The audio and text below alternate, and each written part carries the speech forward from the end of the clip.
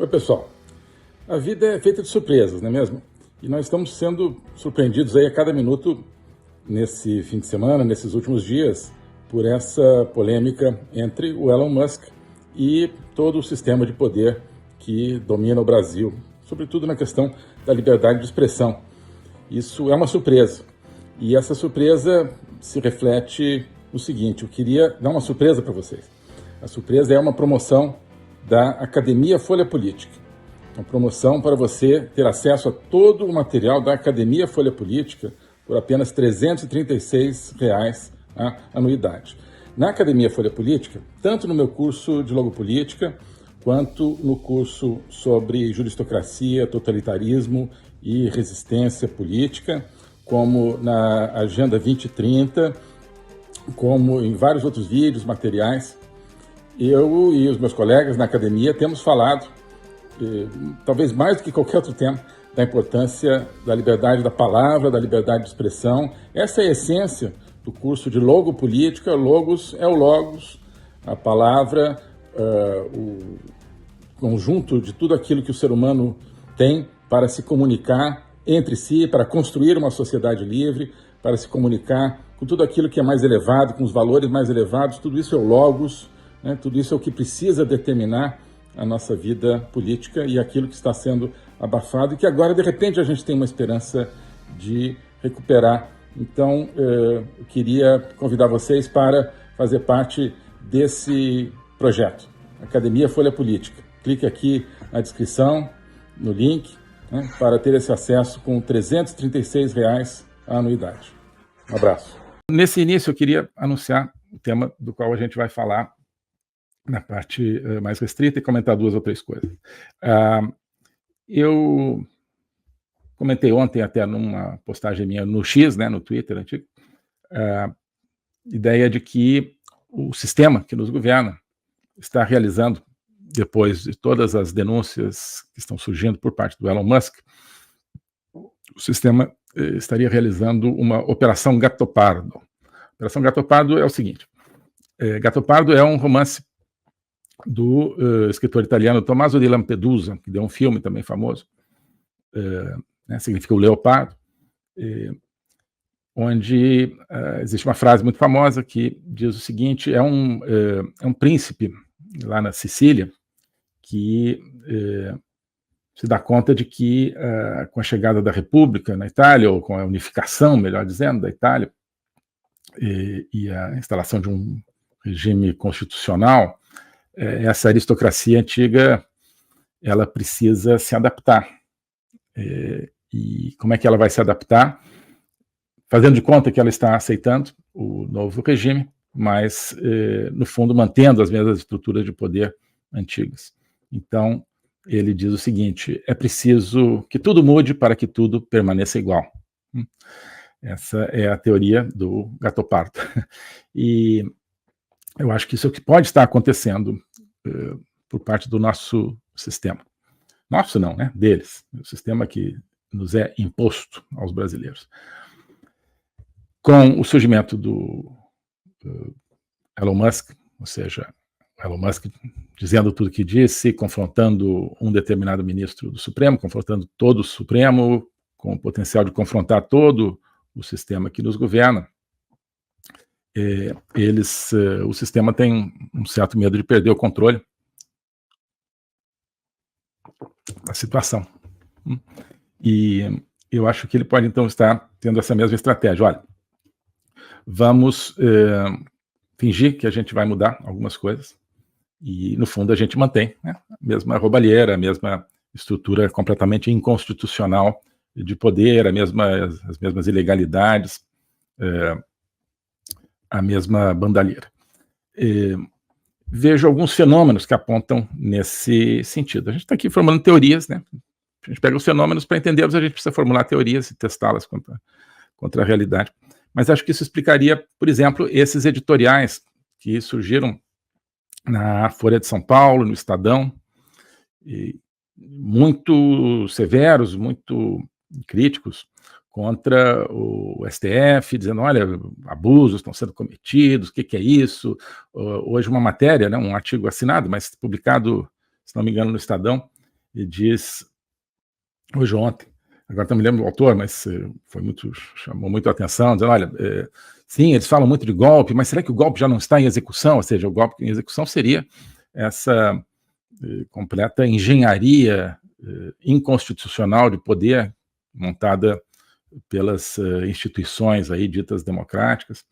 Então, parece haver uma campanha, pelo menos desses dois órgãos de imprensa, de se distanciar completamente da juristocracia e, com uma retórica bastante pesada, criticá-la e denunciar que está havendo um golpe. Está mesmo, mas a questão é quem o diz, né? E parece haver uma estratégia que a gente precisa se perguntar qual é. Hoje eu vi outro fenômeno que creio que está ligado a isso, que é o seguinte, uma matéria no Globo, de um comentarista que, assim, reluto em dizer o nome desse tipo de ser, mas é do Merval Pereira. E ele intitula a matéria o Brasil está se afastando do Ocidente e se aliando às ditaduras. Vou ler exatamente aqui as palavras que estão no título dessa expressão dessa pessoa. Ele diz, Brasil se afasta do Ocidente para se aliar a ditaduras. Né? Bom, nos dois casos nós vemos uma inversão de discurso. Né? Folha e Estadão, até há pouco, estavam entusiasmados com a repressão movida contra a direita, contra os partidários do presidente Bolsonaro, contra os conservadores por parte do Supremo e o esquema que está por trás do Supremo. Também, até há pouco tempo, o Globo e todos esses comentaristas internacionais da grande mídia, do consórcio de mídia, achavam que não tem problema nenhum o Brasil ter um relacionamento, digamos, diferenciado, estratégico e quase serviçal para com China, Rússia, Irã, por exemplo, sobretudo, países totalitários, né, grandes potências totalitárias. E não viam nenhum valor em se aproximar do Ocidente democrático. Agora, de repente, parecem ver um problema nisso, invertendo a sua expressão. Eu acho que isso não é sincero, né? Não vejo nenhuma sinceridade nessas pessoas, essas mudanças de face tão repentinas, então, sem explicação, não me parece que sejam simplesmente alguém que pensou melhor e mudou de opinião, né? Não. Isso faz parte de um novo jogo do poder, quer dizer, de uma nova etapa do jogo de poder. As forças políticas que estão por trás, né, de Globo, de Folha, de Estadão, são as mesmas que antes do dia em que o Elon Musk começou a colocar um certo ministro na parede. São as mesmíssimas forças. Então, a estratégia parte delas. O que essas forças querem? De repente, caíram do cavalo, como o Paulo, né, na estrada de Damasco, e tiveram uma revelação, e querem passar a atuar pela liberdade verdadeira? Não acho que, infelizmente, não acho que aconteceu. Caiu uma pedra na cabeça e tiveram uma revelação? Não. Certamente é uma nova estratégia. Claro, a gente não tem todos os detalhes do que possa ser, obviamente, essa estratégia, mas visivelmente eles estão querendo, em primeiro lugar, visivelmente não, hipoteticamente eles estão querendo, em primeiro lugar, reconquistar o centro da discussão, né? O debate nessas últimas semanas foi todo, olha, você tem evidentes quebras na liberdade de expressão no Brasil, promovidas, né, por certas figuras, por certas instituições, e você tem essas próprias instituições tentando, de alguma maneira, se defender ou virar a página ou até mesmo escalar uma luta contra a liberdade de expressão para, né, mostrar que elas não dão bola para essas denúncias do Elon Musk, etc. O fato é que a iniciativa está com aqueles que gostam de liberdade, que gostam da liberdade de expressão. O sistema, ele talvez tenha visto que ele não tem como recuperar essa iniciativa. Não dá para você defender, ele deve ter se dado conta que agora que você tem um público mundial à escuta, não dá para se defender com argumentos de todas essas acusações.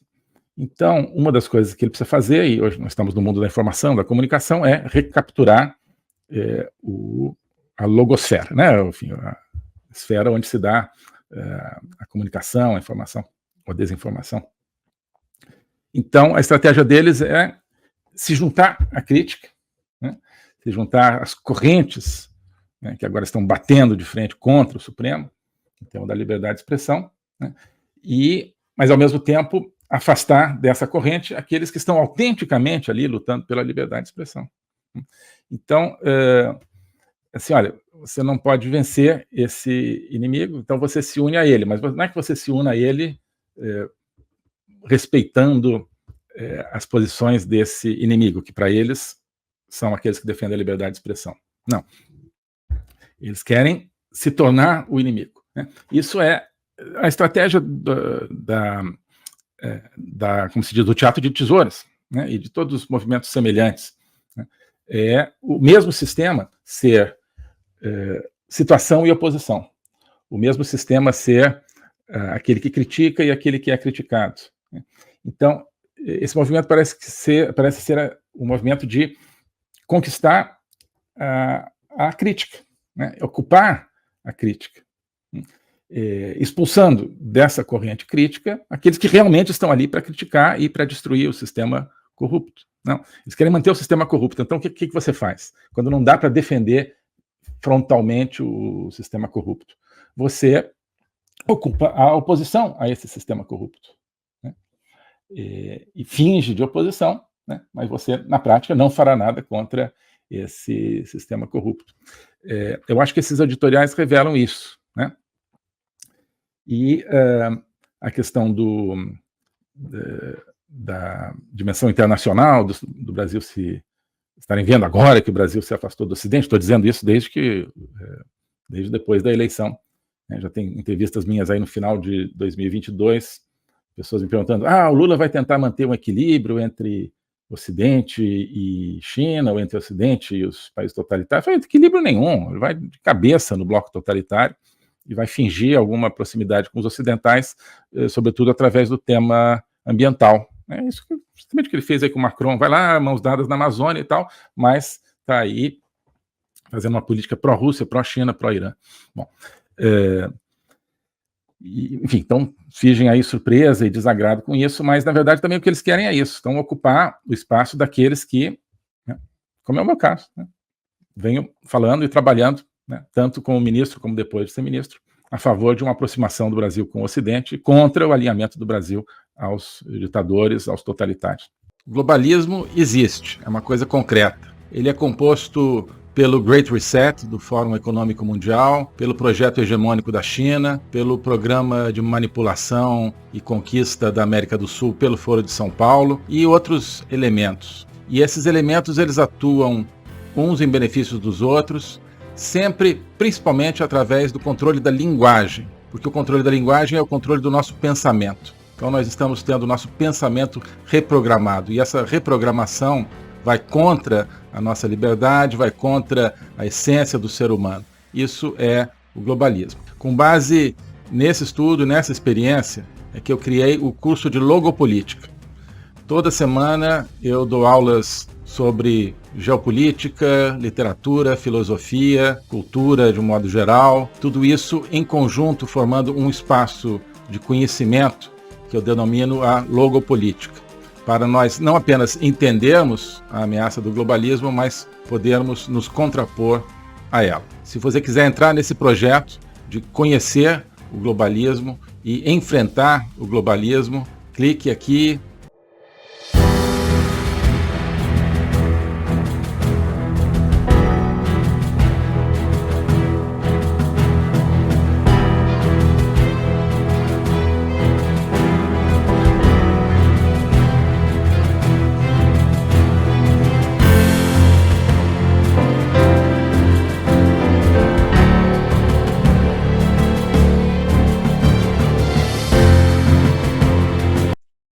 Alô a todos. Hoje eu gostaria de falar sobre o meu novo curso de Logopolítica, onde eu vou colocar a versão completa daquilo que eu tenho a ensinar sobre o globalismo. O globalismo nas suas múltiplas dimensões: geopolítica, econômica, social, cultural, filosófica, dimensões que só podem ser entendidas em conjunto e que só podem ser entendidas em conjunto a partir de uma perspectiva logopolítica, ou seja, uma perspectiva do logos. Logos é a essência do ser humano. É a racionalidade, mas é também a linguagem e a capacidade de se comunicar e de sentir a transcendência. E essa essência do ser humano está ameaçada e por isso a gente precisa entendê-la numa perspectiva logopolítica, portanto política, ou seja, que tem a ver com a discussão do destino, com a luta pelo destino. Portanto, logopolítica diz respeito à luta e ao combate pelo futuro da humanidade, pela essência do ser humano, que está ameaçada justamente pelo globalismo. Ensinar isso, para mim, é uma missão que eu quero compartilhar com vocês. É uma aventura intelectual para a qual eu quero convidar vocês, uma aventura que é fundamental para que possamos participar da luta justamente por um mundo verdadeiro, por um mundo autêntico, por um mundo que preserve a essência do ser humano, um destino de uma humanidade livre, de uma humanidade aberta justamente ao Logos e a toda a sua complexidade. Nesse curso você vai entender